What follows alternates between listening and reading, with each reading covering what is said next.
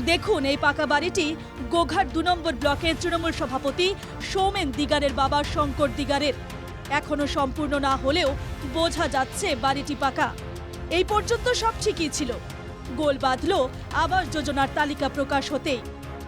তালিকা দেখে চোখ কপালে এলাকার বাসিন্দাদের।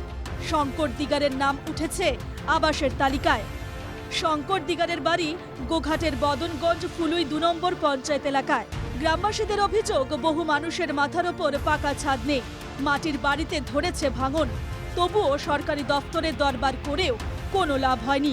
এখানে যে গোঘাট তৃণমূলের ব্লক সভাপতি সৌমেন দিগার, তার পাকার বাড়ি অলরেডি আছে, আবার ওর বাপেরও নাম এসছে। তাহলে ওদেরও যদি বাড়ি আসে, তাহলে আমাদের মাটির বাড়ি আমরা তাহলে কোথায় থাকবো? আরও অভিযোগ, শুধু দুস্থরাই নয়, বিশেষভাবে সক্ষমদেরও নাম নেই আবাসের তালিকায়। হ্যাঁ, ওর ব্লক সভাপতি বাবার নাম আসছে, মায়ের নাম আসছে। হ্যাঁ, এটা আমি শুনলাম, কিন্তু আমার নামটা কেন আসেনি? পাকা বাড়ি আছে, রাস্তার গায়েতেই বড় পাকার বাড়ি। শুধু নতুন তালিকায় নাম ওঠাতেই বিতর্ক নয়।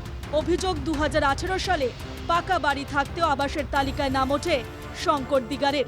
সেই পাকা বাড়ির পাশেই সেই বাড়ি এখনো তৈরি হচ্ছে। গ্রামবাসীরা অভিযোগ তুলতেই শঙ্কর দিগারের দাবি, তিনি তালিকা থেকে নাম বাদ দেওয়ার আবেদন করেছেন।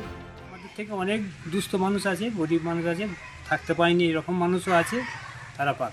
অনেক দিন আগে আর সার্ভে হয়েছিল, তখন মাটির ঘর ছিল, তখন থেকে হয়তো এই যে সেই সার্ভে ধরে। স্বাভাবিকভাবেই আমার মাটির বাড়ি থাকলে নিশ্চয়ই আমি বাড়িটা পেতাম। আমরা যে সময় মাটির বাড়ি ছিল সে সময় সার্ভে হয়েছে 2018 সালে। না, সেরকমভাবে চেঞ্জ কিন্তু হয়নি। সে লিস্ট প্রকাশিত হয়েছে, সে লিস্ট সেভাবেই ছিল।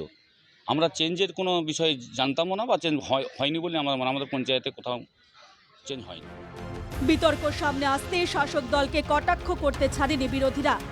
যে রাজ্যের মানুষের করের টাকায় যে যোজনাগুলো আসছে, এগুলো তো আপত্তি সম্পত্তি, তাই আগে নিজেদের নামে করছে, যারা আছে তার একটা দুটো তিনটে করে আত্মসাৎ করছে, আর গরিব মানুষদেরকে রাস্তায় বসাচ্ছে। নিন্দা জানাই এইসব।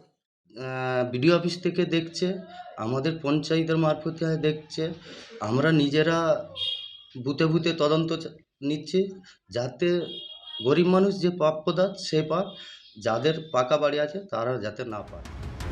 একদিকে যখন গোঘাটে আবাসের তালিকায় তৃণমূল নেতার বাবার নাম থাকায় বিতর্ক, তখন অন্যদিকে আরামবাগের মায়াপুর ২ গ্রাম পঞ্চায়েতে আবাসের তালিকার সমীক্ষা শুরু করল পুলিশ।